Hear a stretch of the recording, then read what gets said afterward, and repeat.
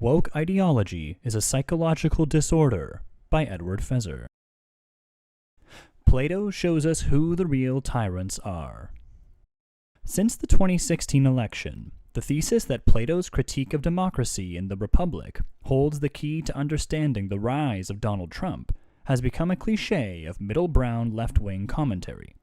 It is not entirely wrong, but usually ignores the fact that the tendency toward tyranny which Plato attributed to democracies was a consequence of their egalitarianism, moral relativism, and sexual license, not exactly right-wing causes.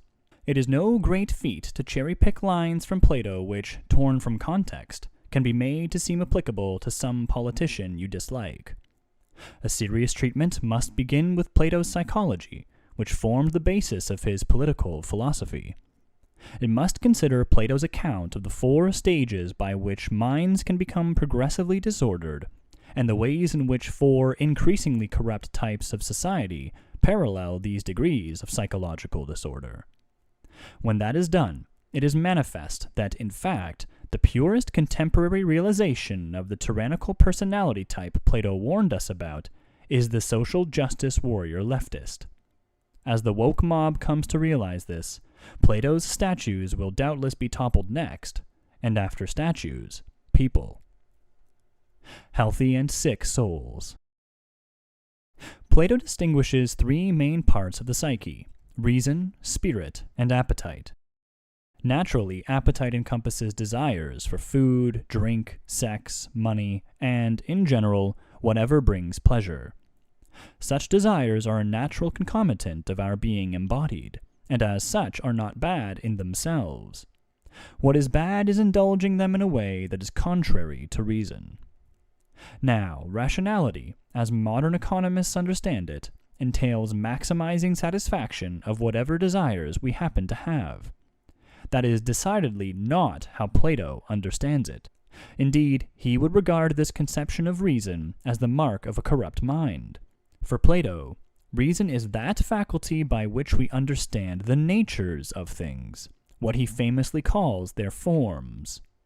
For instance, when you understand that a triangle is a closed, plane figure with 3 straight sides, you grasp its nature or form, and the study of geometry deepens your understanding of that nature.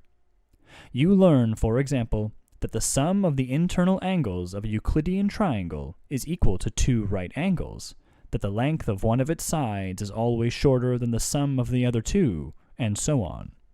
These are objective facts rather than artifacts of human convention. The same is true for Plato of the natures of other things: rocks and trees, dogs and cats, justice and piety, and human beings too. There is in each case an objective fact of the matter about what it is to be a thing of each of these types, and that entails an objective standard about what counts as a good or bad instance of each of these types of thing. Given what it is to be a triangle drawn with crooked sides is, as a matter of fact, a bad or defective triangle. Given what it is to be a tree with damaged roots is, as a matter of objective fact, a bad or defective tree, and so on. By the same token, given what nature puts desires into us for, there is an objective matter of fact about whether particular desires are good or bad. For example, a desire to eat dirt, stones, feces, metal, or some other non-nutritive substance, a psychological condition known as pica, would be bad insofar as it is aimed at the wrong sort of object. A desire might also be aimed at the right sort of object, but nevertheless be bad insofar as it is indulged in an excessive way, as in overeating and drunkenness.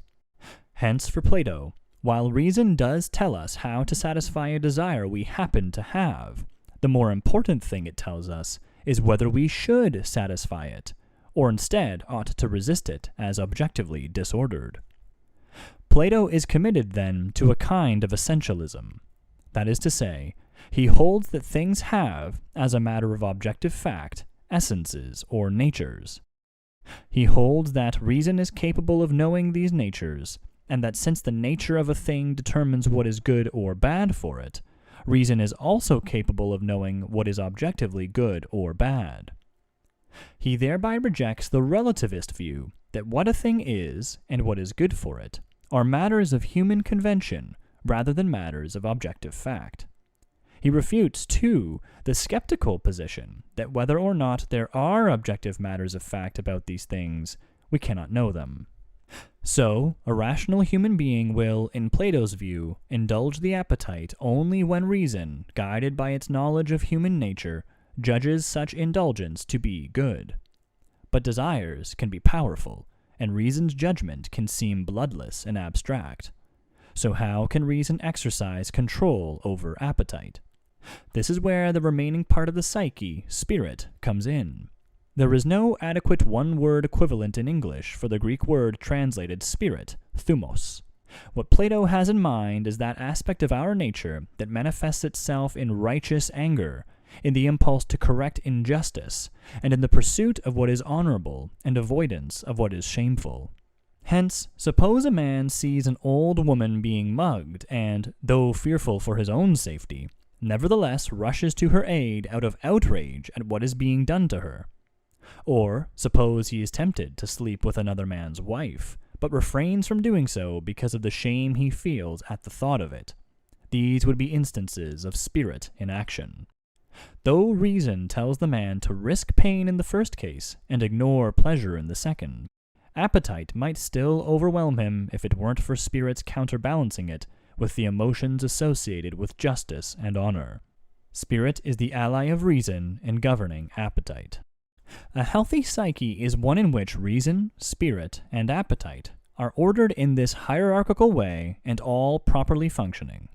In particular, it is evident in a human being who has a correct understanding of the natures of things, feels the right amount of approval for what reason tells it is good, and the right amount of shame or disgust at what reason tells it is bad, and whose desires are natural, moderate, and indulged only in what reason judges to be the right time, place, and manner, and in a way spirit feels to be honorable.